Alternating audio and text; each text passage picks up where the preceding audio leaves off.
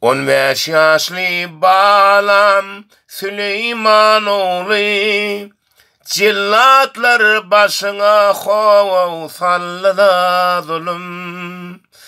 Ağır yar yüreğimin, ağır yar dilim.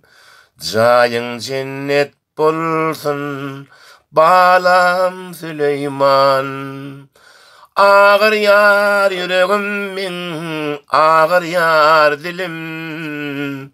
Cayın cennet bolsun balam Süleyman. Peygamberimizin adı Süleyman Paşa.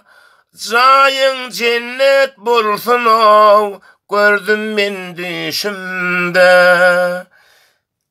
Sen hakkını alarız, üşüp bir Türk'to.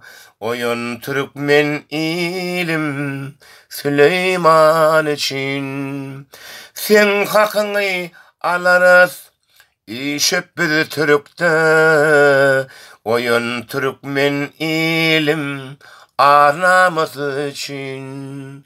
Oyun Türkmen ilim balalar için. Oyun Türkmen ilim vatanımız için.